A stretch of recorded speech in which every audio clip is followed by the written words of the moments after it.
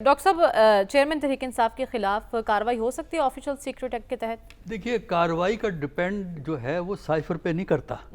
جنہوں نے کارروائی کرنی ہے ان کی نیت پہ ہے. ان کی خواہش تو یہی ہے کہ کسی طریقے سے فارغ کر دیا جائے تاکہ الیکشن کے پازیٹیو رزلٹس کا یقین ہو جائے اگر الیکشن ہوتے ہیں پاکستان کے اندر.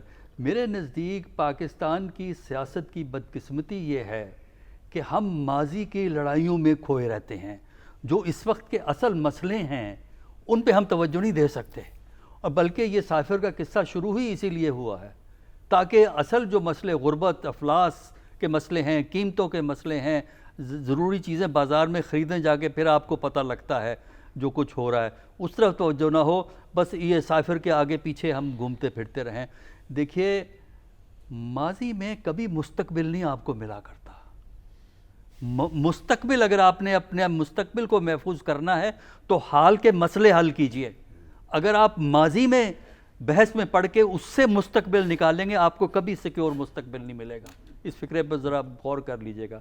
دوسرا یہ ہے کہ سائفر تو کوئی اتنی بڑی چیز نہیں ہے میرے نزدیک جتنا بڑا اس کو قصہ بنایا جا رہا ہے کہ پتہ نہیں. مجھے یہ بتائیے پاکستان کے کون سے مفادات آپ کے ہرٹ ہوئے؟ امریکن ریلیشن شپ میں کوئی خاص فرق پڑا ہے؟ بتائیے نا. کوئی مجھے وہ اسے کہتے ہیں امپیریکل ایویڈنس، کوئی ثبوت مہیا کیجیے. باقی وہ جو سائفر ہے وہ فارن آفس میں موجود ہے.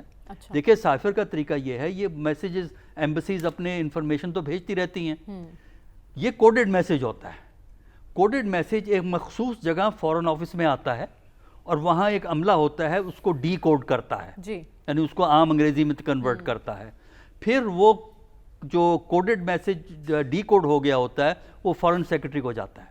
اس کی پھر کلاسیفیکیشن ہوتی ہے کس کیٹیگری میں آپ اس کو ڈال رہے ہیں، کتنے لوگوں کے پاس وہ جائے گا، کتنے کے پاس نہیں جائے گا. پریزیڈنٹ کو جاتا ہے، پرائم منسٹر کو جاتا ہے، آرمی چیف کو جاتا ہے اور فارن منسٹر کو جاتا ہے. لیکن اسے پبلک میں ڈسکس کرنا اور جو کہہ رہے ہیں کہ ان سے کوئی فرق نہیں پڑتا. پبلک میں ایسی کون سی بات ہے جو کہ وہ ڈسکس ہوئی ہے کہ جی وہ یہ اس نے یہ بات کہی. دیکھیے جو کانٹینٹ ہے وہ غلط نہیں ہے، اس لیے کہ کانٹینٹ جس شخص نے لکھا ہے وہ ایمبیسڈر تھا، اور پاکستان کے جو یہ فارن آفس کے لوگ ہوتے ہیں یہ بڑے پروفیشنل ہیں.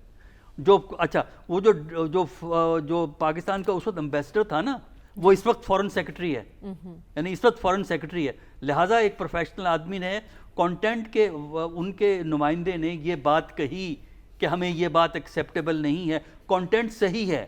اگر کانٹینٹ صحیح نہ ہوتا تو جو نیشنل سیکیورٹی کونسل کی جو پہلی میٹنگ ہوئی ہے اس میں یہ کیوں کہا گیا کہ یہ ہمارے معاملات میں انٹرفیرنس ہے، اور یہ کیوں کہا گیا کہ یہ ڈیمارش امریکہ کو بھیجا جائے؟ اس کا مطلب یہ کہ جو انفارمیشن اس وقت کے ایمبیسڈر اور اس وقت کے فارن سیکرٹری نے دی وہ صحیح تھی. اچھا اس کی بیسس پہ اگر آپ نے کوئی سٹیٹمنٹ دی ہے تو وہ کس طرح فورن سیکرٹ ایکٹ میں آئے گا؟ باقی آپ کی مرضی ہے، آپ فورن سیکرٹ ایکٹ کر کے جس بندے کو چاہے خراب کر سکتے ہیں. میرے نزدیک یہ ایسا مسئلہ نہیں ہے جس پہ آپ کو انرجیز ویسٹ کرنی چاہیے، خاص کر اس سٹیج پہ جبکہ حکومت کے بعد ایک نئی چینج تھوڑی دیر میں آنے کی امید کی جا رہی ہے کہ کیئر ٹیکر گورنمنٹس آئیں گی. تو جو مسئلے ہیں ان کی طرف توجہ دیجیے. ٹھیک ہے، آپ کریں اصل مسئلوں پر توجہ دینے کی ضرورت ہے.